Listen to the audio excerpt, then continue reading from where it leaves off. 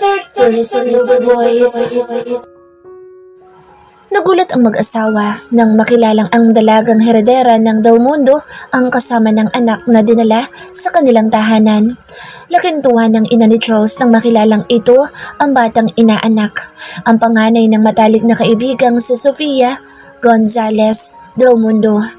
Lalong napangiti ang ginang nang maiwanan sila sa sala at agad na lumapit ang dalaga. Magalang na nakipag-usap at walang makitang kaartehan ito. Kuhang-kuha nito ang mukha ng ina sa pagkadalaga, maging ang pagiging down to earth nito. Maluha-luha ito habang kinakausap ng dalaga at ipinagtatapat ang pag-ibig sa anak. Ngayong nagkaroon na siya ng pag-asang maibalik si Charles sa mansyong dapat nitong kinalalagyan.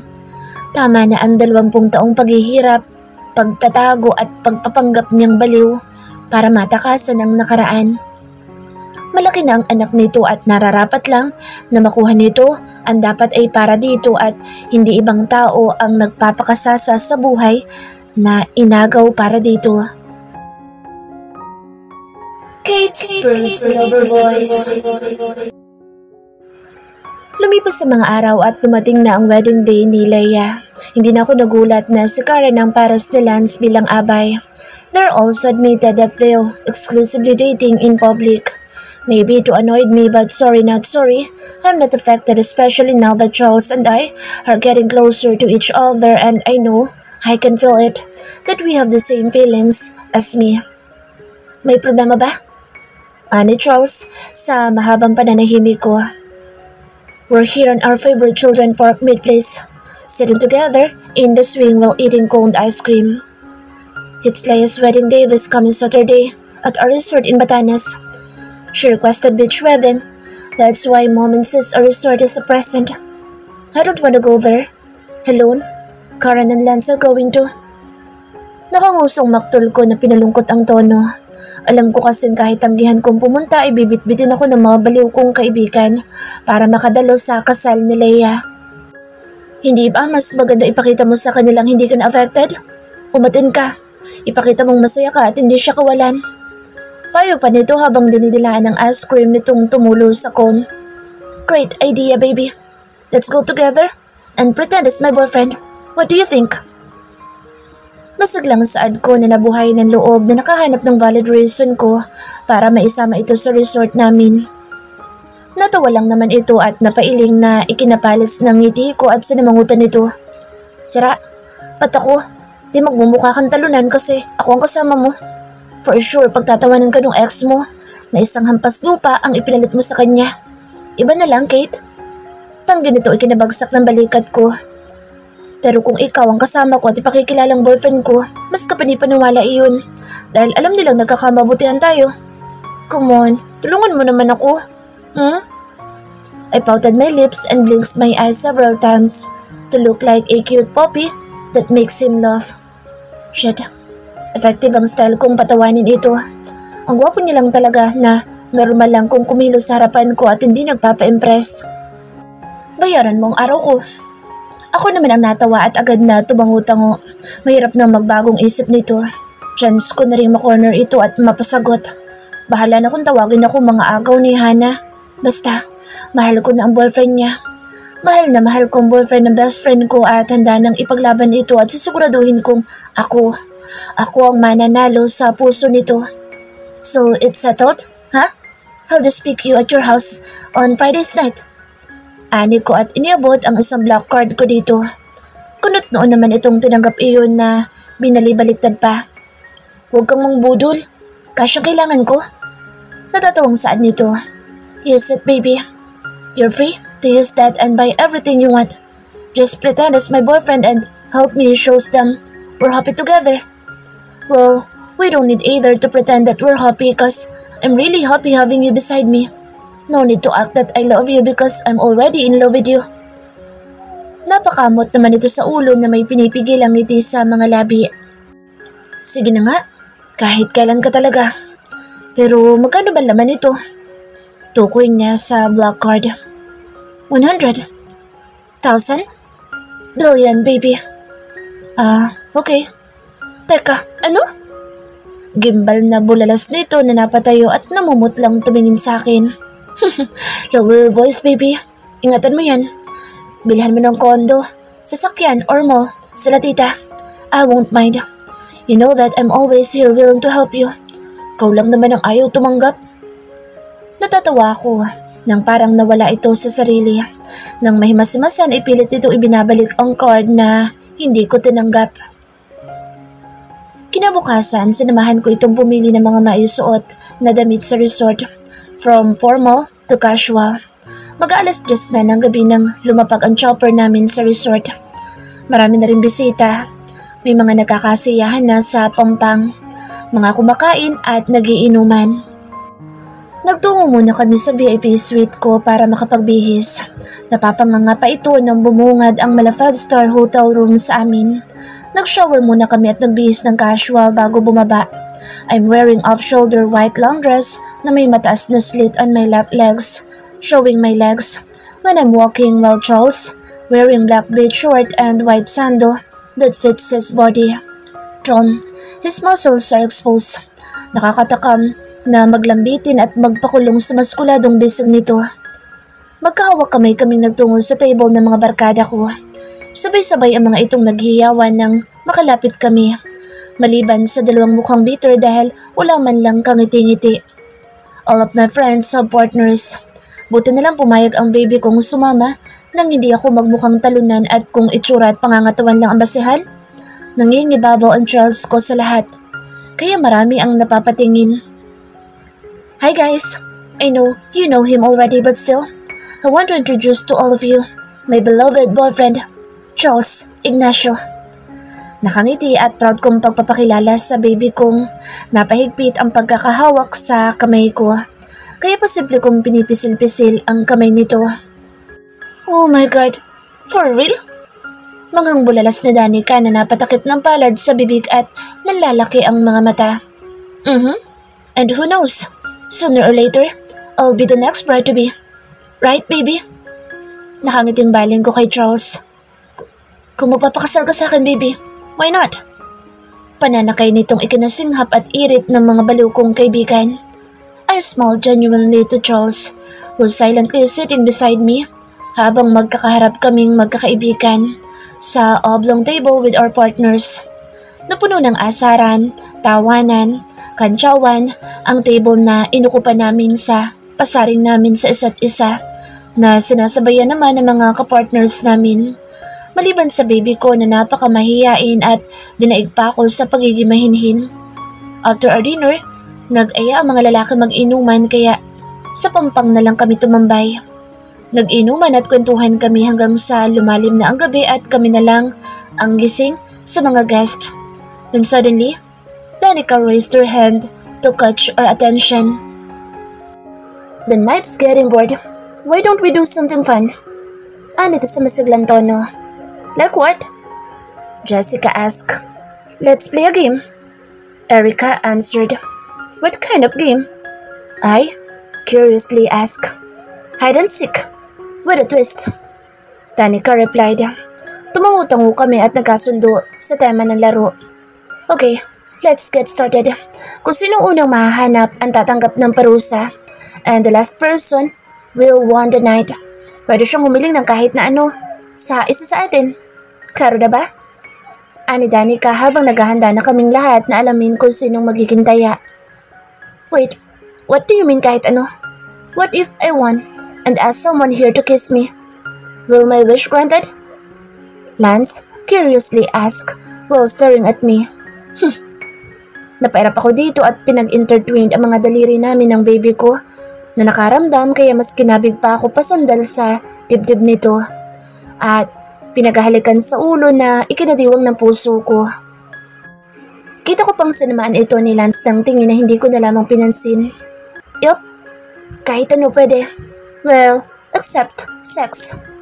Danica answered. We played Pompiang together until kaming tatlo nila Leia at Jessica ang natira. I scream and jump for joy nang si Leia ang naging taya. When Leia started to count, agad na tumalima ang lahat at kanya-kanyang hanap ng mapagtataguan. Napakunot-no ako nang makitang matalim ang pagkakatitig ni Charles sa papalayong si Lance na naghahanap na rin ng pagkukublihan. I grabbed his hand and bring him behind one of the cottages. I put my arms and cornered him while stared at him, smirking. Mahal ka pa rin niya, and I'm sure gagamitin niya itong game para mahalikan ka. Nairitang saad nito. What if he do that? Are you gonna jealous? Nangingiting tanong ko. Napatikom ito ng bibig at lumamlam ang mga matang tumitig sa akin. Wala akong karapatan na magsalos. May nasagot nito na napalabi. You have all the right, baby. I'm all yours. You know that, didn't you? Paanas ko na mas inilapit ang mukha ko dito na ikinalok pa nito. He bit his lower lip trying not to smile on what I said. I noticed him blushing while his eyes sparkling. Napangiti ako nang unti-unti niyang inilapit ang mukha sa gahiblang pagitan ng mukha ko. We're about to kiss nang may humarang na palad sa pagitan ng mga labi namin. Sinamaan ko ng tingin si Leia nang malingunan ito habang nakangisi sa amin. Napakubli tuloy ng mukha ang Charles kong hiyang-hiya habang ako'y bitin na bitin. Tromit, hahalikan niya ako eh. Bingo!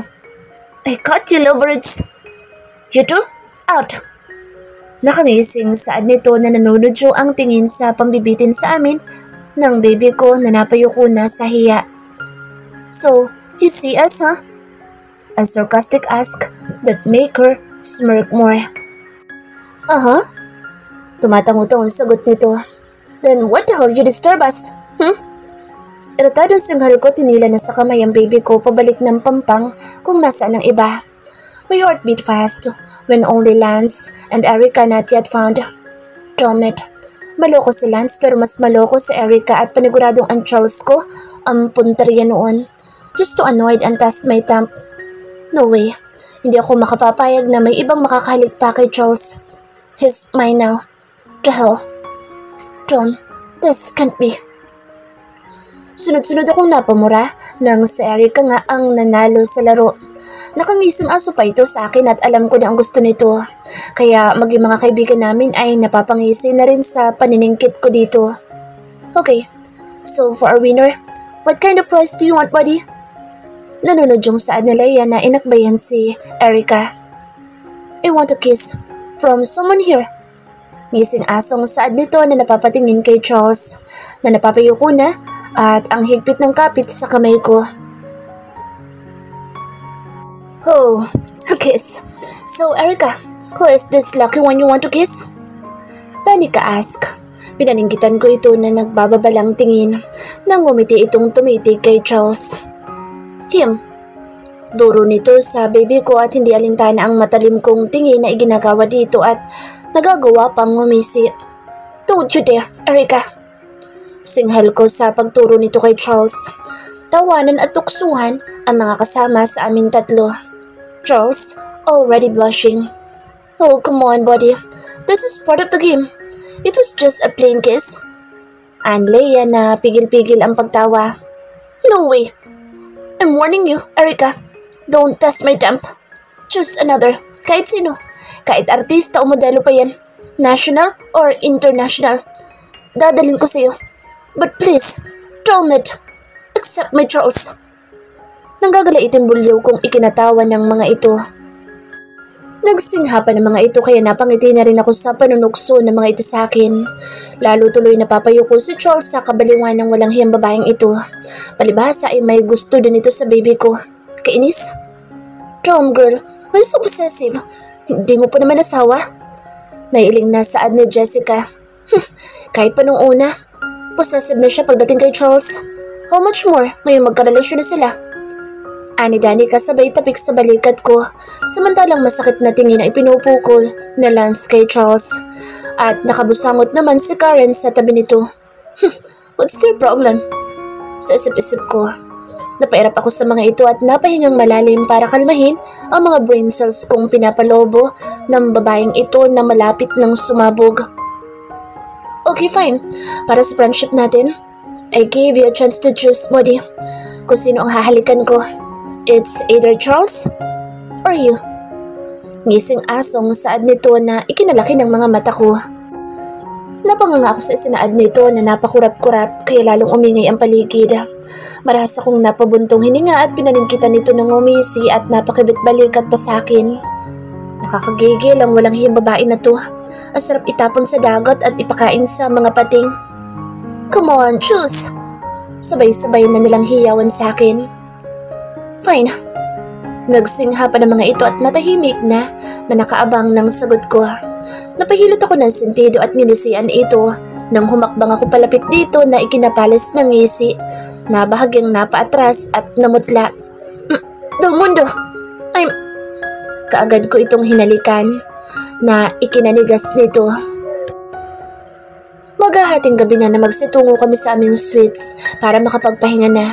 Bukas ng hapon pa naman ang kasal kaya ayos lang magpuyat kami dahil sapat naman ang oras na itutulog namin. Baby, come here. Napalunok ito nang tinapi ko ang kama ng akmang sa sofa ito hihiga. Napangisi ako ng pamulahan ito na halatang halata. Lumapit din naman ito na parang robot na naninigas ang katawang sumampa ng kama. Napayakap ako dito na umunan sa malapad niyang dibdib. Ang sarap sa pakiramdam. Yumakap din naman itong marahang hinahaplos ako sa buhok. Dinig ko pa mabilis na pagtibok ng puso nito sa pagkakadapa ko sa dibdib nito. Charles? Inaantok nitong respond. Napatungay ako at busangot nang nakapikit na ito. Namumula na rin ang mukha nitong kitang lasing na. Nagpangalumbaba ako sa dibdib nito at marahang hinaplos ang gwapo at inosenteng mukha nito. Ako na lang kasi, Charles. Ano bang ayaw mo sa akin? Babaguhin ko, baby. Just be mine. Mine alone, baby. Pagkausap ko dito, umangat naman ang isang kamay nitong kinabig ako sa batok na sinalubong ako ng masuyong halik sa mga labi ko na ikinatulo ng luha ko.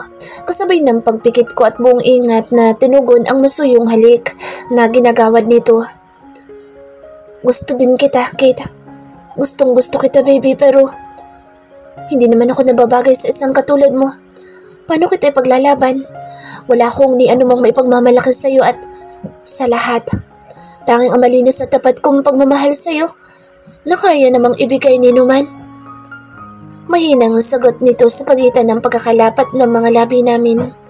Tumulo ang luha ko at pinakatitigan itong nakapikit na tumulo rin ang luha. Agad kong pinahid at pinaghahalikan nito sa mukha niya. Haven't I told you before, Charles? Mahal kita. Tanggap kita sa lahat ng kapintasan mo. All I want from you is to love me true, baby. Keep me true, please. I promise you, you won't regret it. Mapait akong napangiti ng payapa na ang paghinga nitong natangay na ng kalasingan. Good night, my baby. I love you so much. Kinabukasan, tanghali na nang magising kami.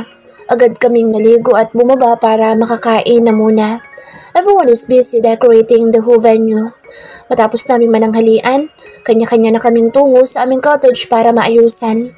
Magkahiwalay ang mga lalaki at babae ng cottage kaya nagpabebe na muna ako sa baby kong naiiling sa akin na hinatid pa ako ng cottage. Dito ka muna, baby. Ungod ko na ikinatawan nito na pilit na akong pinapapasok ng cottage para makapagbihis at maayusan. Paras naman tayo. Ano ka ba? Sige na, pasok na. Diyan lang ako sa kabila. Napanguso akong ikinailing nito at napalingalinga pa sa paligid bago mabilis na nag-smoke kiss sa mga labi ko na ikinakutitap ng mga mata ko. Parang lumukso ang puso kong nagtatampo sa sulok sa paghalik nito kahit mabilisan lang at pinamumulahan pa. Pambihira ka talaga, Del Mundo. Nahiya naman ang bride at groom sa pantutuka mo kay Ignacio. Napalayo kami sa isa't isa ni Charles dahil sa biglang pagsulpot ng mga kaibigan kong naiiling sa akin. Napapayo ko tuloy ang baby ko na pinamumulahan. Napapangisi akong tinaasan ng kilay ang mga ito na sabay-sabay akong binatukan at pinagkaisahan na binuhat papasok. See you later, baby. I will miss you. Pahabol ko pa kay Charles na nakangiting nag-wave sa akin sa may pinto bago pumihit patungo sa cottage nila. Ouch! Mabobobo naman ako. Angil ko nang muli nila akong batukan sabay-sabay. Nagtawanan pa ang mga ito sa akin, nakakamot-kamot ng batok na napapanguso. Baliw ka talaga. Si Charles na nahihiya sa kahalayan mo. Naiilang na saan ni Jessica na nginisian at inakbayan ako na pasimple ko rin binatukang ikinatawan nito. Baka mas malala ka pa kapag na-inlove ka din. Napapailing naman ito. Naupo na kami sa nakahilerang 6 na single couch dito at nagsimulang inayusan ng mga professional makeup artist na nihar nila Leia para ayusan kami. Mag-aalas 3 na nang mabihisan kaming lahat at nagtungo sa dalampasigan. Agad ako lumapit kay Charles na makita ko itong palingalinga. Napakakisig at gwapo nito sa white tuxedong suot. Dinait pa ang groom ni Leia. Bakas ang kabiglaan at paghanga sa gwapo mukha nito pagkakita sa akin na napanganga at nangungutitap ang mga mata. You absolutely looks like a goddess. Bulong nito na ikinatikom ng bibig ko at impit na napairit na pinamumulahan ng pisngi sa compliment nitong kay sarap ulit-ulitin, i-replay sa utak ko. And you look like a goddamn great god, baby. John, we're really fits for each other. Magpakasal na rin kaya tayo? Namula itong yumapos sa bewang ko nang mangunyapit na ako sa batok nito.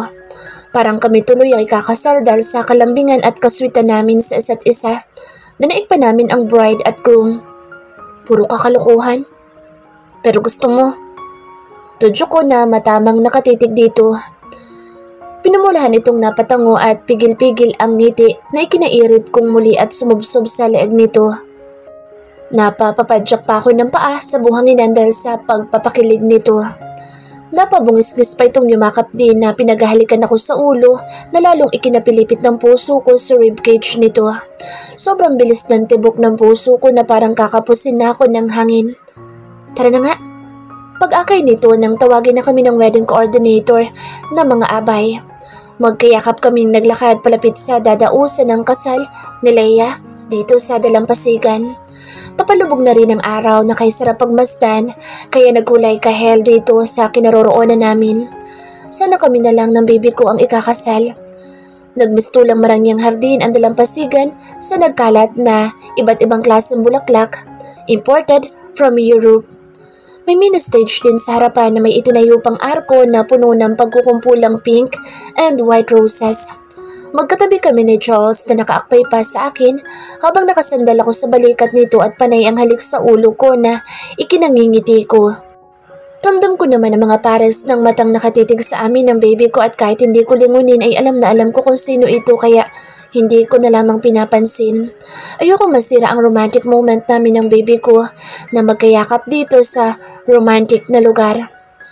Hiyawan kami magkakaibigan nang i-anunsyo na ang katagang I now pronounce you husband and wife.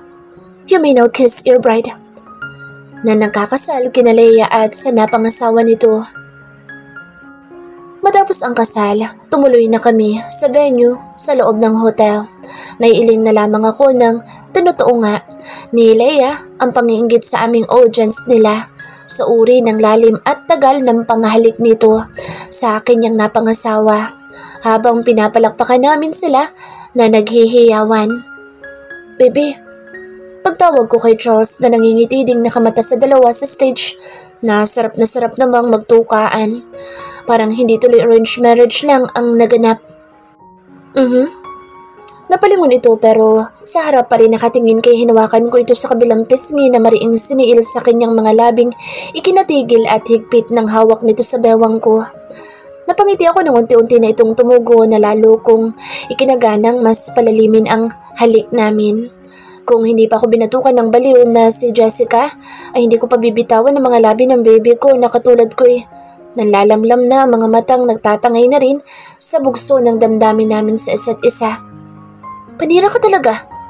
Mahinang asid ko dito na napangisi at iling. Kahit kailan ka talaga. Natawa na rin akong inakbayan ito kasama si Charles at sabay nang nagtungo sa venue sa loob ng hotel. Naghari ang hiyawan ng masaluko ang bouquet at si Charles sa garter kaya nakabibinging tilian ang naghari nang sayawan ako ni Charles at unti-unting isinuot sa hita ko ang garter na hinubad ni Alex mula kay Leia. Kagatlabi akong nakatiting ng malagkit dito habang isinusuot nito iyon sa akin na hindi makatingin sa mga mata ko. Bakas ang hiya at kaba sa gwapong mukha nitong pinagpapawisan at pinamumulahan. Lalong naghiyawan ng paligid nang matapos nitong isuot sa akin iyon ay hinila ko ito sa batok at siniil ko ng mapang-angking halik sa mga labi nito na ikinabigla nito. Napangiti ako ng kalaunay yumapos din ito sa bewang ko at tinugon ang halik ko. I love you. Napangiti ako sa panabay naming anas habang magkadikit ang noo at matamang nakatitig sa isa't isa na nagniningning ang mga mata at may matamis na ngiting nakasilay sa aming mga labi. Napakuyom ng kamao sila sa mga kaganapan. Kagabi pa siya selos na selos sa kaswitan ni Kate sa boyfriend nito. Bagay na hindi naman niya gawain noong sila pa kahit ang magpahalik sa kanyang mga labi. Sisingsisi ito na nakipaghiwalay sa dalaga sa pag-aakalang susuyuin siya nito pero lalo pa yatang natuwa at masayang-masaya na ito sa lalaking ipinalit sa kanya na isa lamang hampas lupang nakatira sa squatter at isa lang scholar kaya nakakapasok sa katabi ng university nila. Pakaramdam niya ay naapakan ng ego niya ng isang hamak na waiter at sumasideline pang macho dancer sa mga shower party.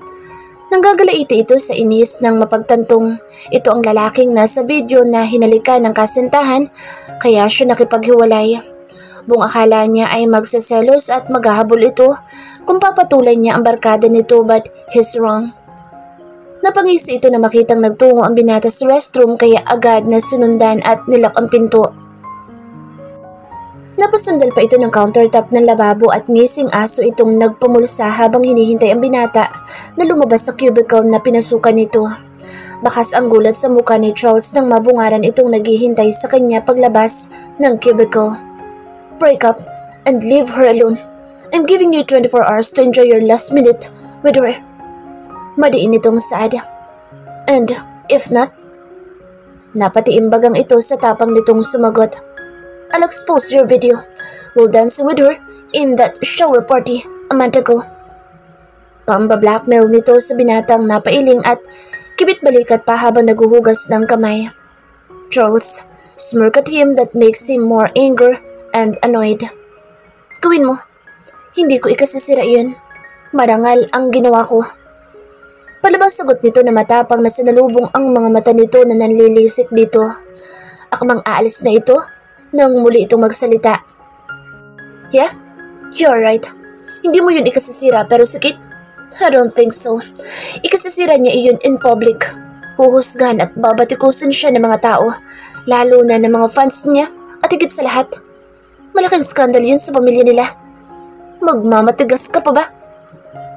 Napalunok ito at napakuyom ng kamao na lalo niyang ikinadiwang. 24 hours, Charles. Anito? At binunggo sa balikat ang binata bago lumabas ng restroom ng nakangising aso. Wait for me, Kate. You're only mine. I'm going to get you back, baby. By hook or by crook. I swear. He whispered.